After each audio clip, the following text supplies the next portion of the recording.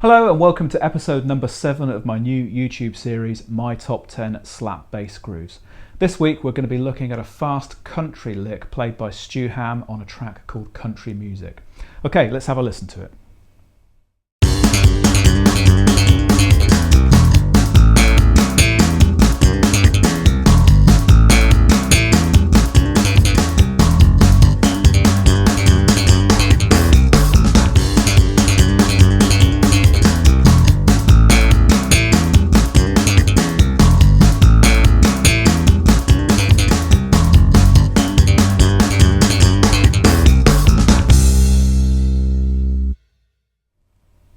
This is a fast-paced slap bass riff that uses repeated iterations of the same note to mimic a banjo.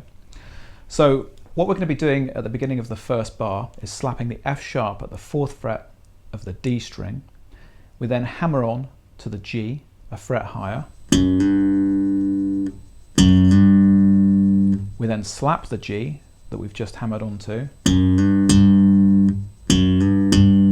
And then we pop the open G.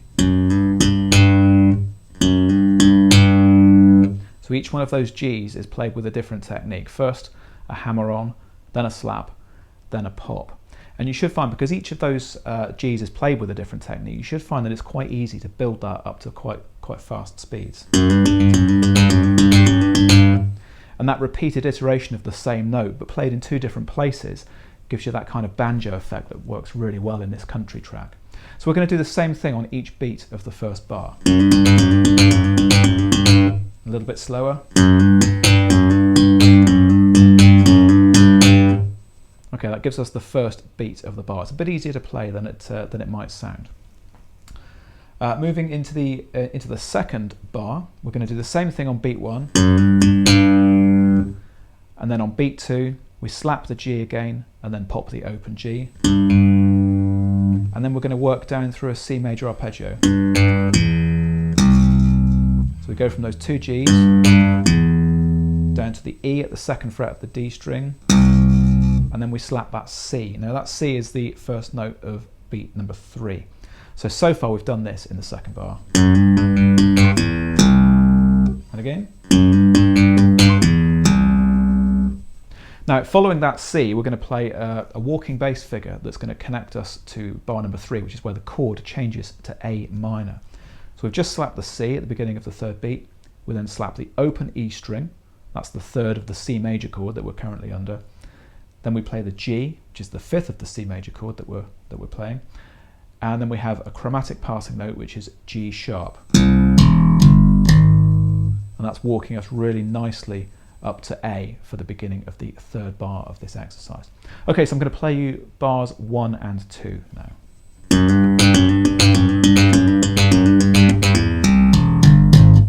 And again.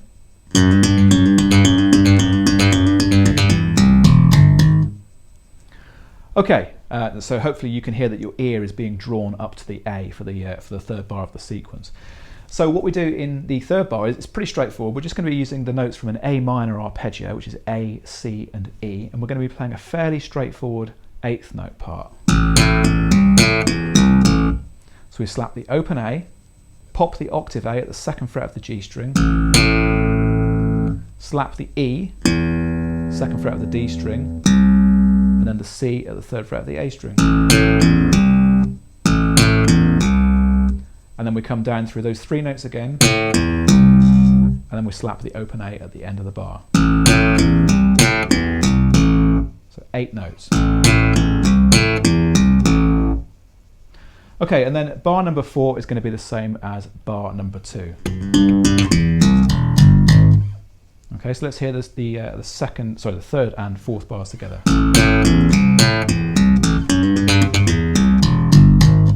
One more time.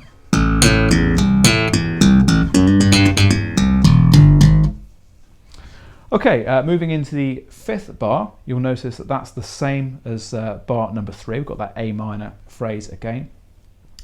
And then in bar number 6, we're doing pretty much the same things we did back in bars 2 and 4.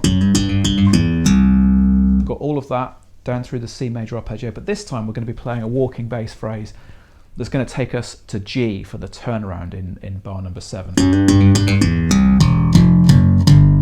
So after playing the C at the beginning of the third beat, this time we hit the open E string, then we slap the F at the first fret, F sharp at the second, and that brings us onto G for the beginning of the 7th bar. Okay, so that G, as I said, is the first note of the 7th bar. Okay, so let's take a look at bars 7 and 8. This is the turnaround of the chord sequence. So on beat 1 of bar 7, we're slapping that G, and then we do this. Got that hammer on from the F sharp to the G again. On the second beat, we slap that higher G again, and then pop the open G. That's what we've got so far. We then play the hammer on from F sharp to G again.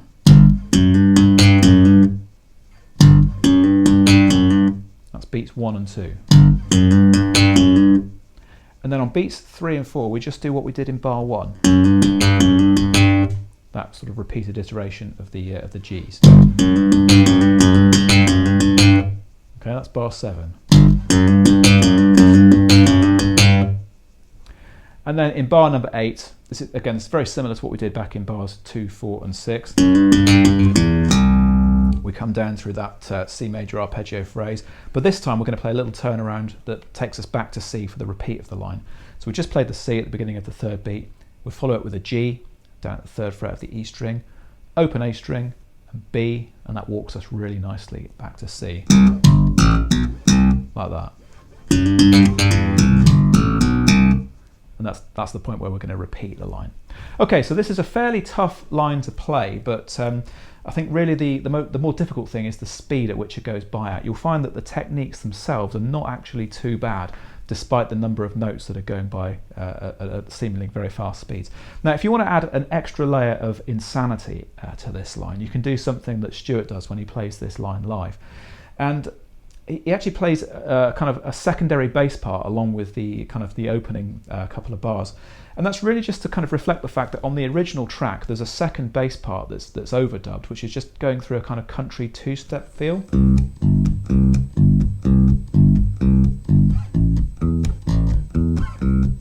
So the original track has that kind of going along in the background, supplying a bass part. And what you can do is you can actually mimic that. So the way Stuart does this is he plays the hammer on from the F sharp to the G with his third and fourth fingers. And then at the beginning of each beat, he uses his first finger to play that bass line. And it's going to go like this.